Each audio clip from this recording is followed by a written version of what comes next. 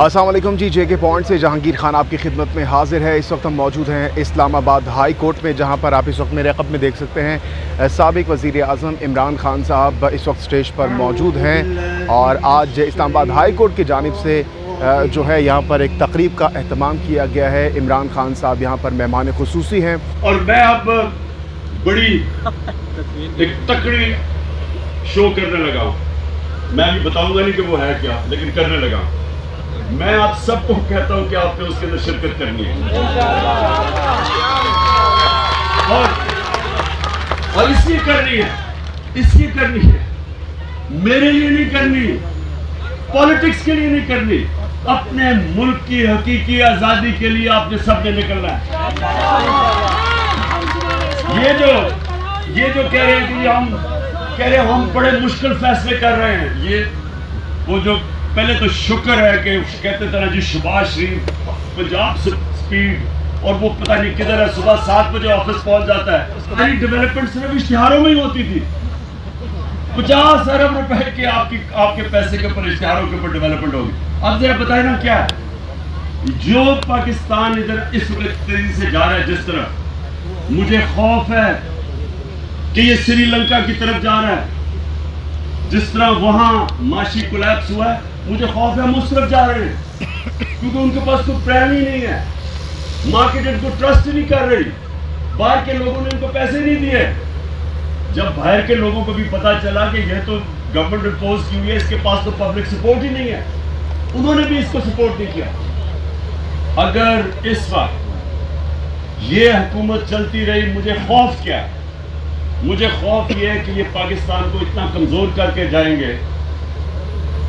जब एक गवर्नमेंट कमजोर हो जाती है माशी तौर पे, तो हम सब के सामने सोवियत यूनियन की मिसाल है कि सोवियत यूनियन मिलिटरीली कमजोर नहीं थी, लेकिन माशी तौर पे इतनी कमजोर हो गई वो टूट गया।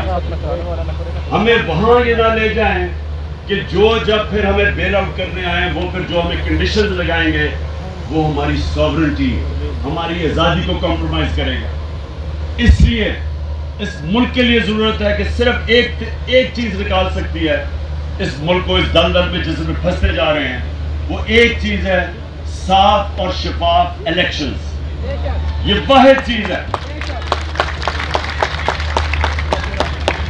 और मैं आज यहाँ आपके अपनी मोअज़्ज़ज़ बाशऊर वकला कम्युनिटी के सामने खड़े होकर ये कहता हूँ कि आपने सबने इस आज़ादी की, हकीकी आज़ादी की तहरीक में शिरकत करनी है।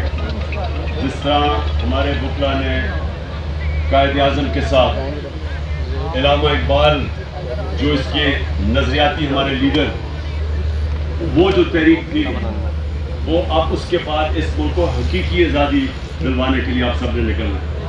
मैं आखिर में सिर्फ ये आपको कहना चाहता हूँ कि मेरे 3.5 साल में मैं इस नतीजे पे पहुंचा हूँ कि अल्लाह ने हमारे मुल्क को बहुत कुछ दिया, हर किस्म की नेमत दी है। और ये अगर इस थोड़ी देर ये मुल्क किसी तरह चलता जाता, जिस तरह एक्सपोर्ट्स ऊपर जा रही थी, माइशत ऊपर जा रही थी, इंडस्ट्री बढ़ रही थी, मैं आपको यकीन दिलाता हूँ कि ये मुल्क इतनी तेजी से आगे बढ़ सकता है। लेकिन ये कभी भी नहीं बढ़ सकता अगर जिस मुल्क में रूल ऑफ लॉ की धज्जियां जो उड़ाई जा रही हैं, और वो क्रिमिनल्स जो बजाय मुल्क का हालात ठीक करें, वो सिर्फ अपने आप को एनआरओ देने के लिए आए हैं, तब मुल्क का कोई मुस्तकबिल नहीं। और इसलिए इंशाअल्लाह आपने इंतजार करनी है, मैंने आपको कॉल दूंगा और आपने सब ने मेरे साथ निकलना है, और इंशाअल्लाह कानून के बीच में रहेंगे, पुरअमन एहतजाज होगा, लेकिन शिरकत इंशाअल्लाह आप सब ने करनी है। पाकिस्तान जिंदाबाद।